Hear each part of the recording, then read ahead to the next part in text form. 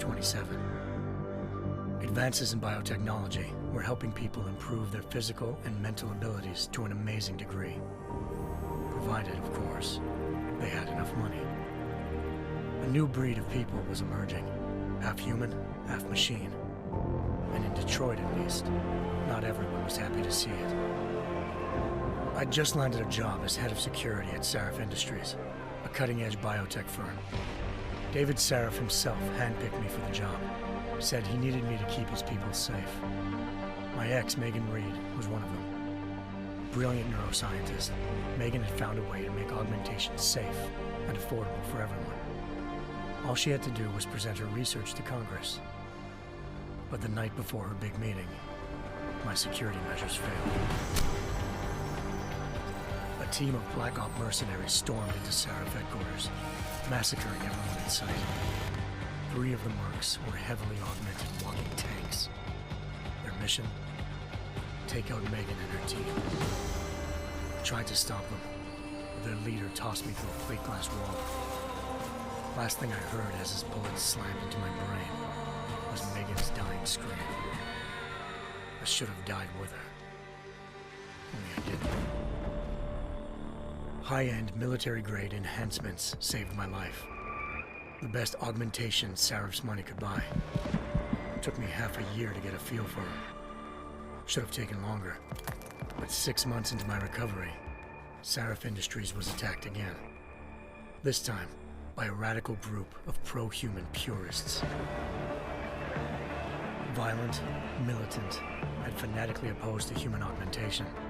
They claimed to be members of Humanity Front, a non-profit organization that wanted the UN to limit biotechnology research. The thugs broke into Sarif's factory and found machinists working overtime on a top-secret military augment called the Typhoon. Sarif sent me to retrieve it, and when I did, I found one of the so-called purists next to it, wired with cerebral implants, trying to download its classified specs. Obviously, something more was going on. The Aug killed himself before I could question him. Sarif ordered me to dig deeper, so with the help of Frank Pritchard, Sarif's head of cybersecurity, I did. Turns out a second hacker had been controlling the Aug's actions from somewhere off-site. Pritchard and I tracked his signal to a secret FEMA internment camp in Detroit. The Black Op mercenaries were there. The same mercs who'd left me for dead 6 months before. Figured they'd try again when they saw me. Wasn't so easy for them this time. I took out the tank named Barrett, even got him to give me a new lead. A penthouse apartment in China. Of course, we both knew it would be a trap in the end.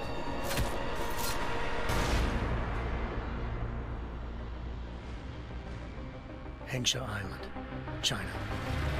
Home to a city so crowded, they had to build a second city on top of it. Trying to find clues in Hengsha wouldn't be easy. Lucky for me, I wasn't alone.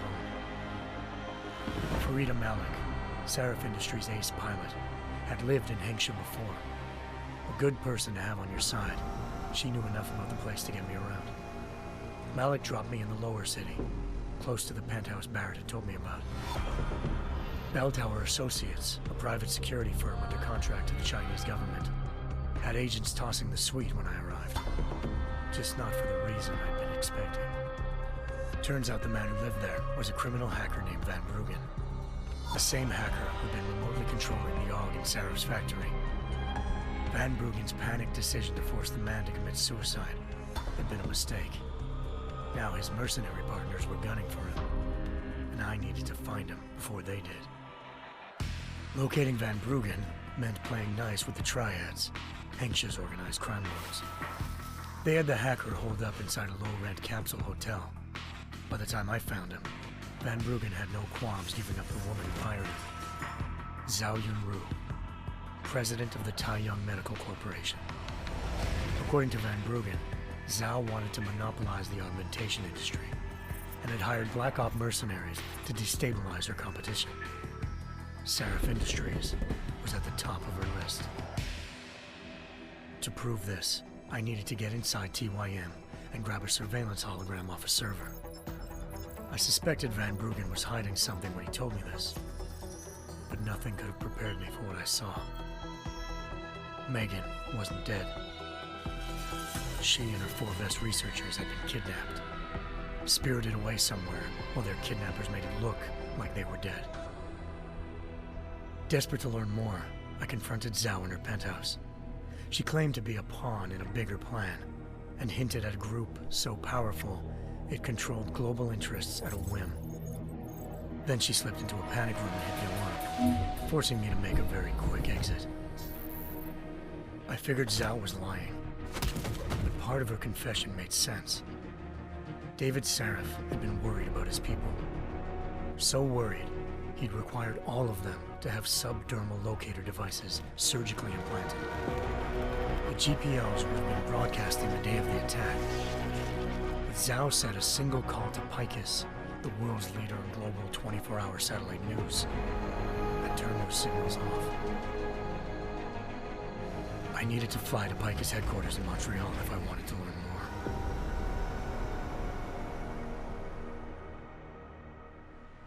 Eliza Cassan, Picus Communications' First Lady of News.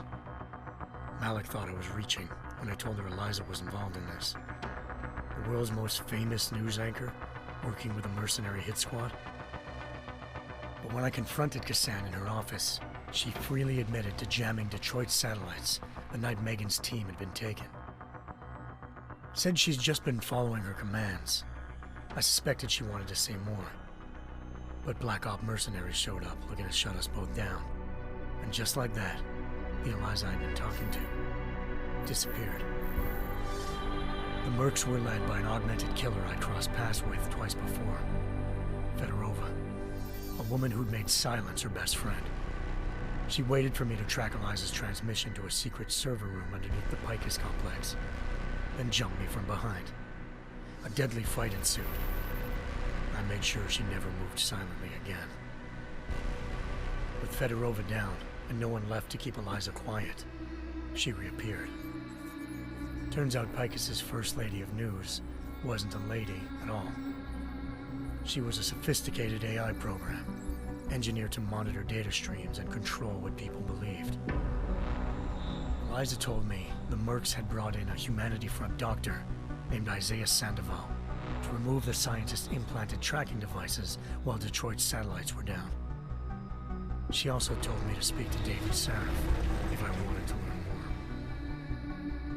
By the time Malik and I got back to Detroit, tensions between normal and augmented citizens had reached a flashpoint.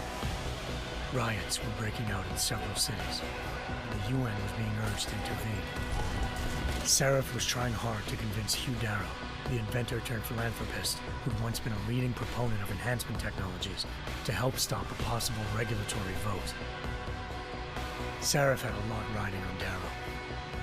Megan's discovery would have given millions of people the chance to evolve beyond their normal human abilities, and at the same time catapulted Sarif Industries to the top of the Fortune 500. According to Sarif, Megan's kidnappers knew this, and didn't want people evolving unless they controlled how it was done.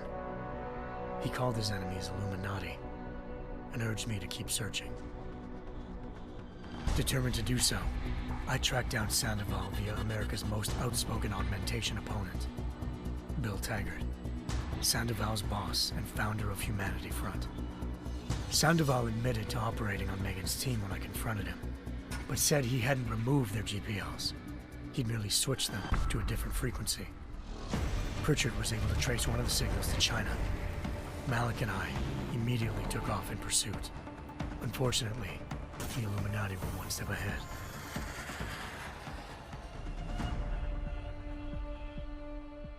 Ambushed.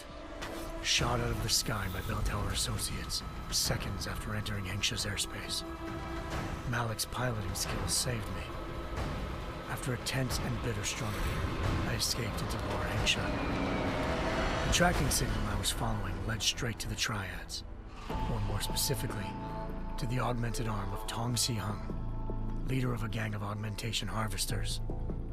Tong said they'd taken the arm off a corpse, which Bell Tower had left at their door, meaning at least one of Sarif's scientists was dead. Maybe not the rest of them, though. Tong pointed me to a port used for human trafficking and helped me slip aboard a bell tower ship. It was sailing to Rifleman Bank Station, a military base in the South China Sea.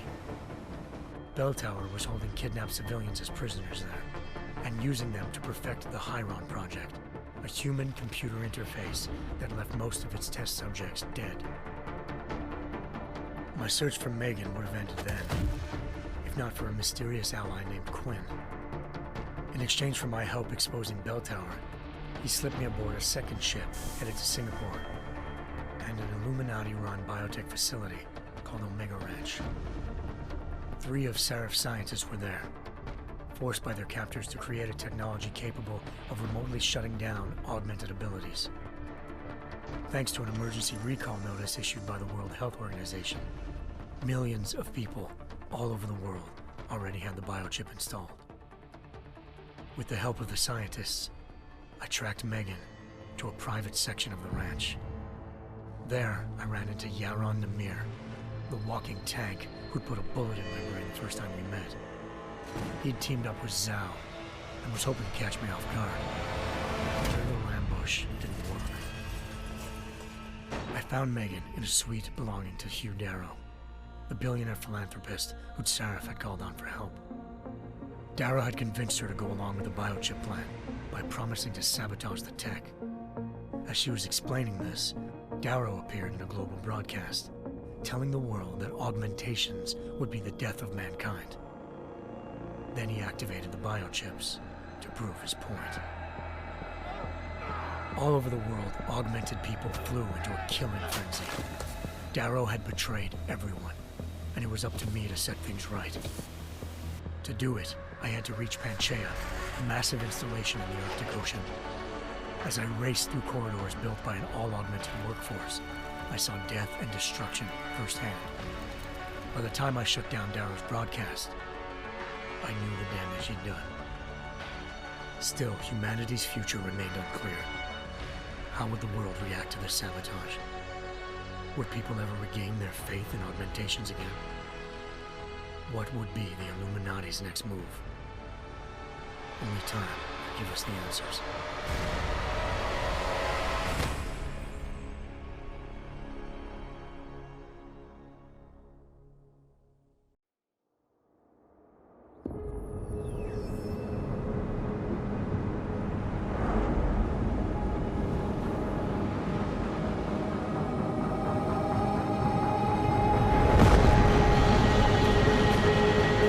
I once thought I could save the world.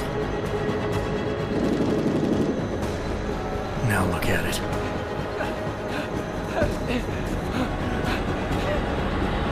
In yet another augmented terror attack, 251 passengers aboard Sister Airlines Flight 451 were killed when an augmented passenger broke into the plane's cockpit and ruthlessly butchered its flight crew.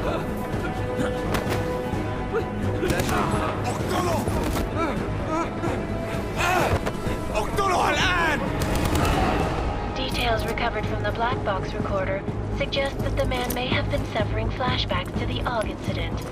That horrible day 2 years ago when augmented people all over the world flew into a psychotic killing spree, causing the greatest loss of life in recent history. Sometimes, you just have to let go and embrace what you've become. Not gonna go all wonky on us now, Hansa, are ya? Well, if I do, McCready, I guarantee you'll never see it coming. Agent Jensen! Am I gonna have a problem with you? No, sir. No reason to assume you would. Good, because you are the only augmented operative on this team, and I intend to make good use of you. Listen up, all of you. We got a sandstorm barreling down our arse and we can't afford to make mistakes. We're going after this man, an arms dealer named Shepard. He's ex-Bell Tower, one of the Special Forces commanders who disappeared during the incident. And he's come out of hiding. That cannot be good. It's not. He's selling weapons and military-grade augments to terrorists. This is Aran Singh, the undercover agent who lured Shepard out of his hole. best UC Interpol's got. For 3 years he's worked hard to get in tight with the Jinn, an Iraqi smuggling cartel that's infected the Eastern Hemisphere like a plague. Last week, our arms dealer sent a message to the Jinn, offering to sell them a shitload of black market merchandise dirt cheap. They told Singh to handle the buy. They're not gonna like it when Interpol disrupts that party. Sing's cover really that good? It is right now. We need to keep it that way. This is where the deal's going down. A half-finished high-rise hotel that's been abandoned ever since the incident. It's not a pretty picture inside. Let me guess. Most of the laborers were augmented with heavy-duty industrial rigs. So when the incident hit, and they all went schizo, things got gruesome real fast. And no one, except for some homeless junkies, have been inside the place ever since. So what's the plan, Director? Singh's meeting Shepard on the ground floor, inside the hotel's main atrium. He sent the bulk of his Jinn crew to the penthouse levels to secure a vantage point. I want McCready's team to take up positions overlooking the atrium and make the arrest. Jensen, you're going in solo from the roof. My objectives? Keep the Jinn from joining the party. As far as we can tell, only one route connects the atrium to the penthouse level, a halfway decent elevator shaft. Here. I want you to block access to it. Fine. Just cut me loose. Do you plan on relying solely on your augments for this one? I'd recommend taking a little hardware, just to be sure.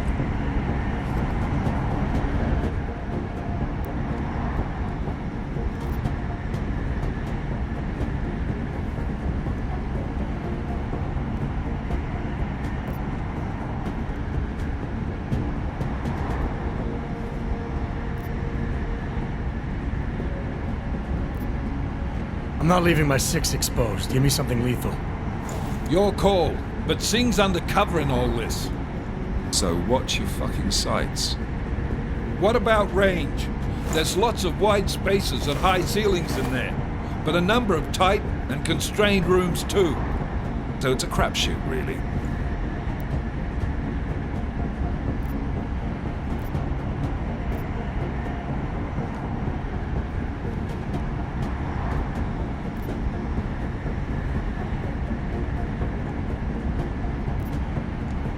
Well, I'm not looking to play dice with anyone in there. Give me something with distance.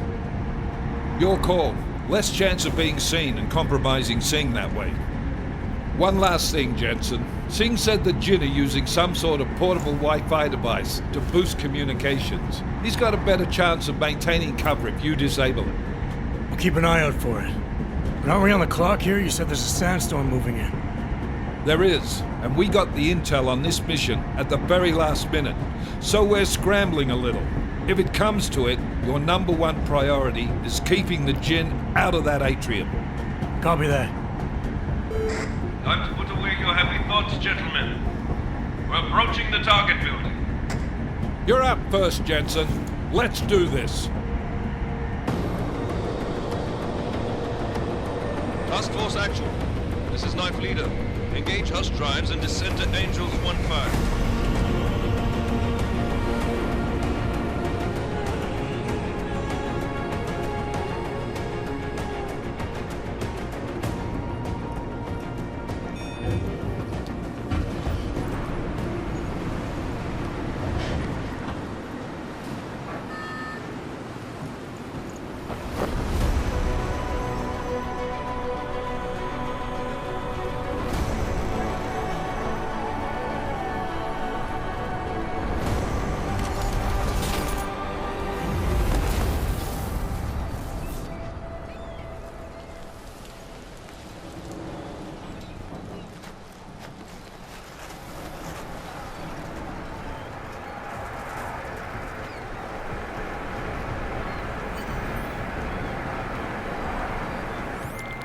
Team leader, this is Jensen. I'm on the roof. Solid copy. Move into the building. The access route you need to block is at the far end of the penthouses. And keep in mind, the direct route might not be the easiest one. Roger that. McCready will advise once his team is on the ground. Miller out.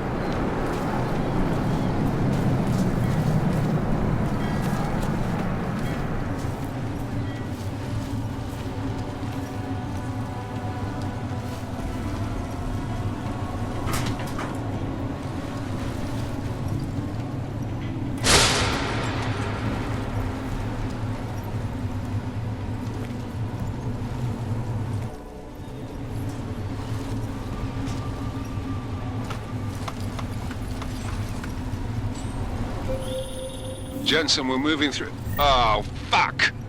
What's wrong? The Jinn have got a few Jennies up and running. We're gonna have to hack keypads. You should enjoy it, McCready. They have colors and shapes. Just remember,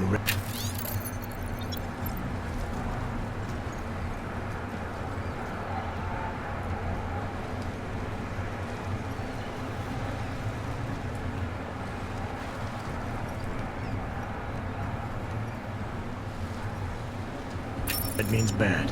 Fuck you.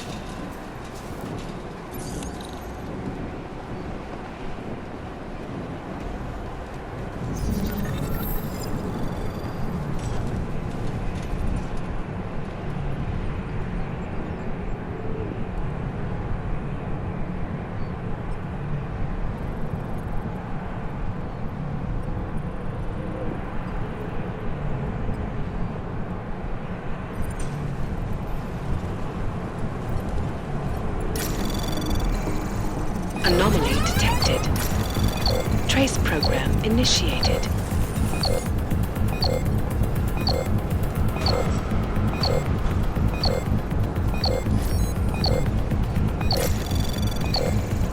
Access granted.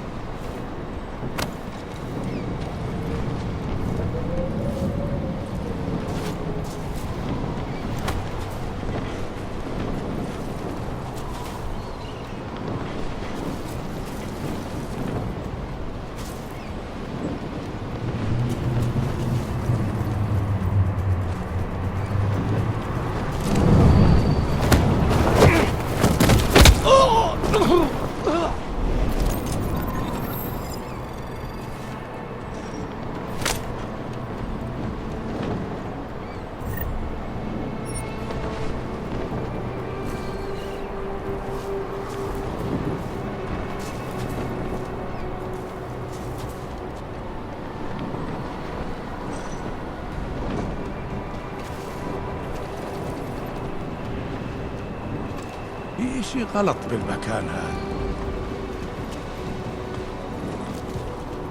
مفيش وقت.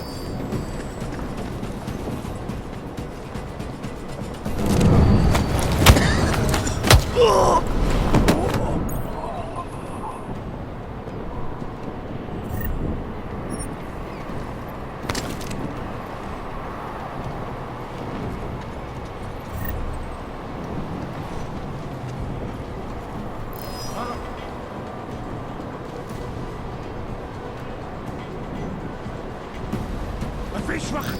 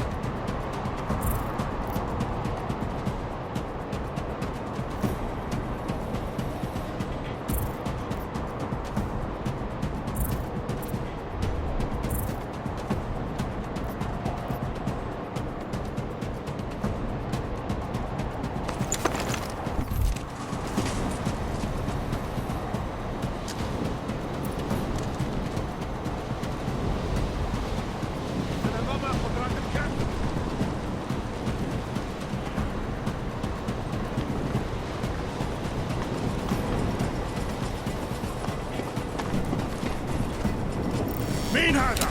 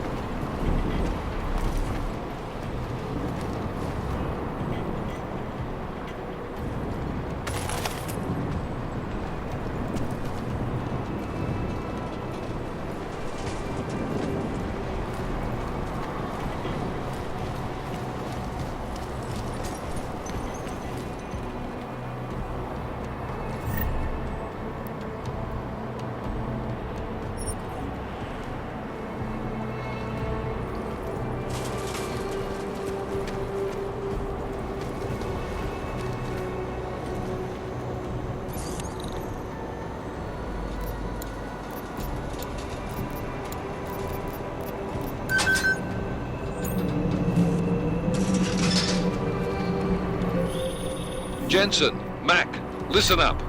Doppler shows that sandstorm's moving in fast. It's big, and it's gonna hit us hard. God, I hate the fucking desert. Confirm visual? I can.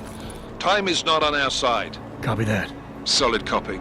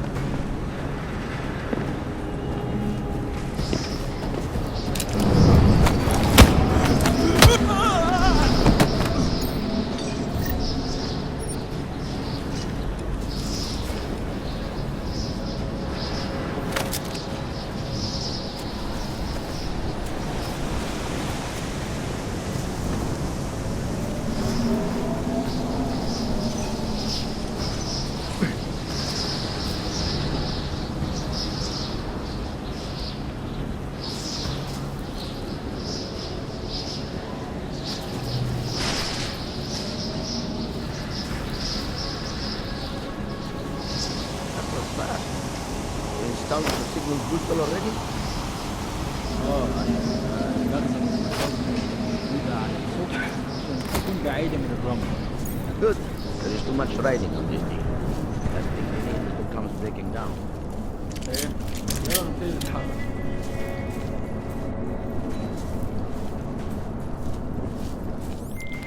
McCready, how you making out? Slow.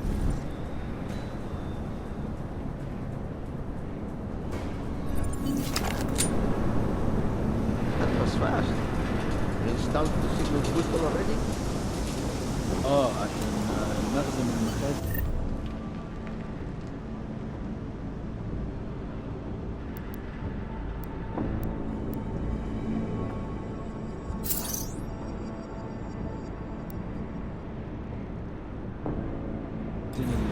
بعيدة عن السطح عشان تكون بعيدة من الرمل. Good. There is too much riding on this deal. Last thing we need is the comms breaking down.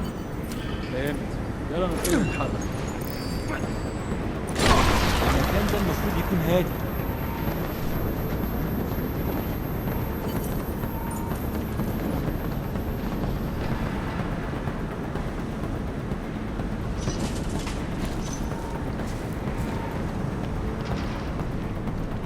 يا دي المصيبة، كنت عايز اريح النهارده.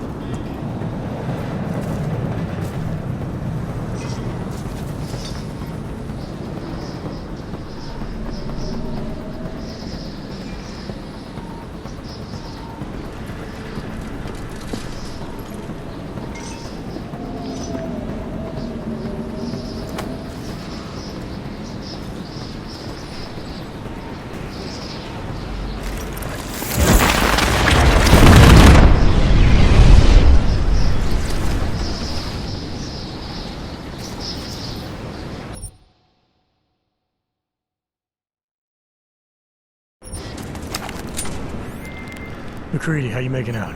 Slower than expected. It's like someone's tilled a fucking cemetery down here. Say again?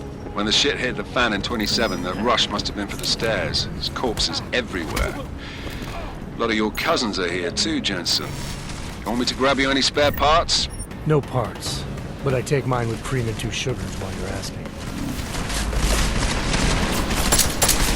موت وهتك. هموتك بنفسي.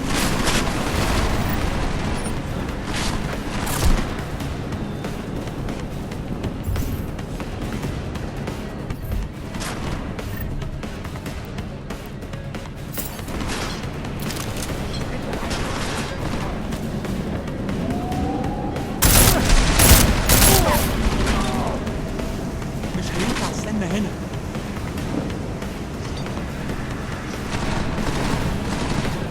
تروح فين؟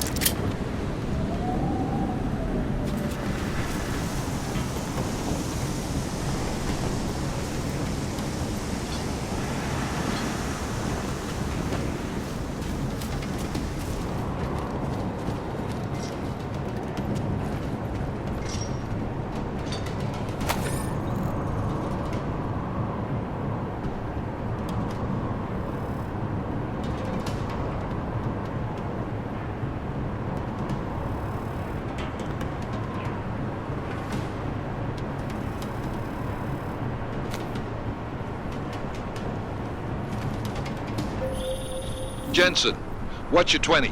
Working my way through the penthouses. Remember to keep an eye out for the Jin's communications booster. If you can, disable it. Roger that.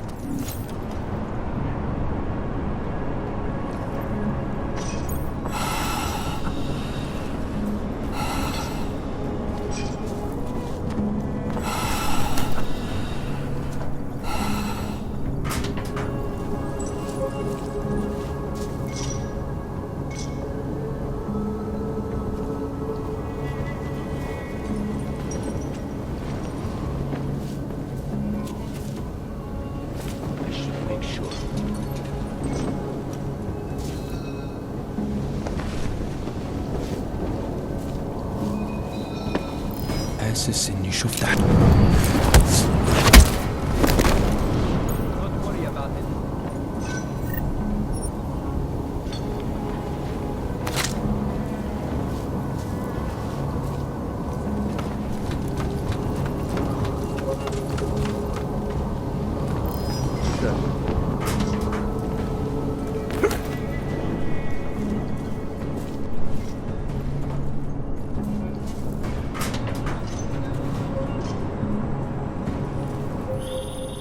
Listen up, everyone.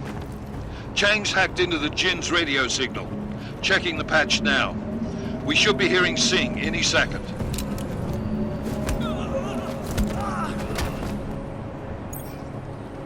خليل، الراجل اللي هيبيع لنا الحاجات جاي كمان شوية.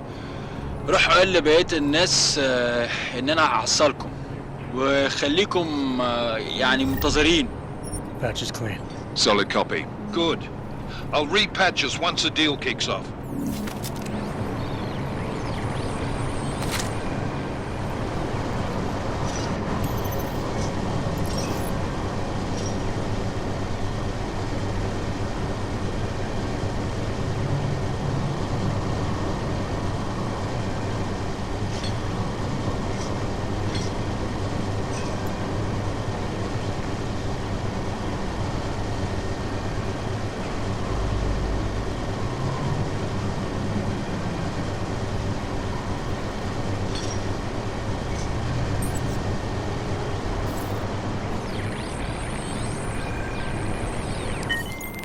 Miller, I've disabled the Jinn's comms booster.